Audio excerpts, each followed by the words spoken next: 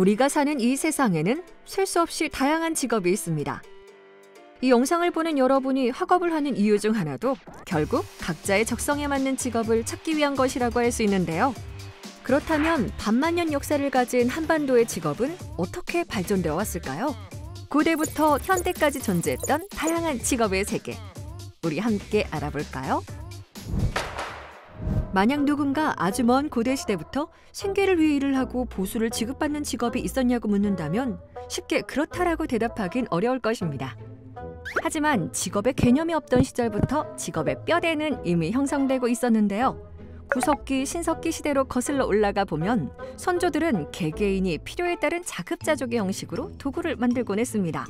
이렇게 손으로 도구를 활용해 물건을 만들었던 단순한 행위가 청동기 그리고 철기 시대를 거치며 점차 전문적인 직업의 형태로 발전하였는데요. 그 대표적인 예가 바로 수공업자입니다. 이 시기의 수공업자는 단순히 필요한 물품을 만들어내는 데 그치지 않고 청동기로 만든 사치품, 철제 무기 등을 생산함으로써 사회적 계급을 형성하고 영토를 확장하는 데까지 영향을 미쳤습니다. 시간이 흘러 삼국시대에서는 각 국가마다 지형과 자원의 조건에 맞는 수공업이 발달하였는데요. 이에 따라 수공업자의 전문 분야도 국가별로 점차 세분화되었습니다. 먼저 한반도를 넘어 중국 지역까지도 그 위세를 떨쳤던 고구려의 계마무사는 튼튼한 갑옷으로 유명했습니다. 당시 약 70kg의 강철 갑옷과 마갑이 계마무사를 위해 만들어졌는데요. 이때 계마무사의 갑옷 제작을 담당한 이들이 바로 제철 기술자였습니다. 제철 기술자는 국가의 관리 아래 고용되었을 정도로 나라에서 전문직 대우를 받았다고 합니다. 그리고 고구려에서 제철 기술 못지않게 발달했던 것이 바로 수레 기술이었습니다. 고구려의 강력한 국력은 수레로부터 나왔다라는 말이 있을 정도로 고구려에서 수레는 보편화된 도구였습니다. 하지만 초창기 수레는 바퀴가 나무로 만들어져 덜컹거리고 속도도 느려 실용성이 떨어진다는 단점이 있었습니다.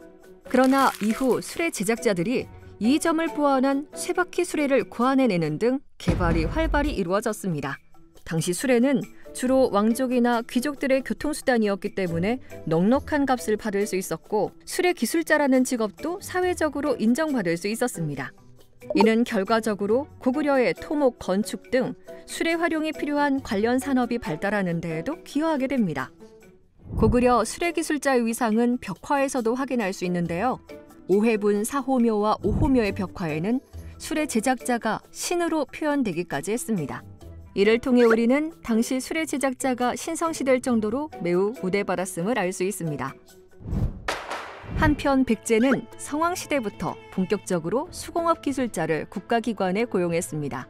그 중에서 특히 관청 수공업자는 담당 직무가 세부적으로 분리되어 있었는데요. 그 예로 말과 수레의 관리를 담당하는 마부, 도검과 같은 무기 제작을 담당하는 도부, 토목공사와 건축을 담당하는 목부 등이 있었습니다. 이는 백제의 수공업 기술자가 체계적인 분업화를 기반으로 담당 직무에 집중할 수 있었음을 단적으로 보여줍니다.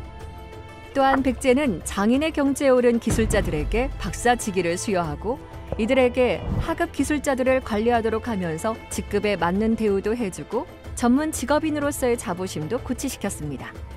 박사의 종류로는 불탑의 상륜부 주조를 담당했던 노반 박사와 질병 치료를 도맡았던 의박사, 그리고 기와 도기 제조 기술의 전문가였던 와박사 등이 있었습니다. 백제의 박사들은 이웃나라에도 파견될 정도로 실력이 뛰어났는데 그 중에서 와박사와 노반 박사는 일본에 파송되어 아스카테라 건축에 참여하기도 했습니다. 한편 백제만큼 주변 국가의 소문난 기술력을 가진 수공업자가 신라에도 있었는데 바로 세뇌 기술자였습니다. 세뇌란 새로 된 발사 장치가 달린 활을 뜻하는데요. 각 나라가 생존을 위해 치열한 경쟁을 벌이던 삼국시대에 신라의 세뇌 기술자는 주변국에서도 모셔갈 정도로 귀한 대접을 받았습니다.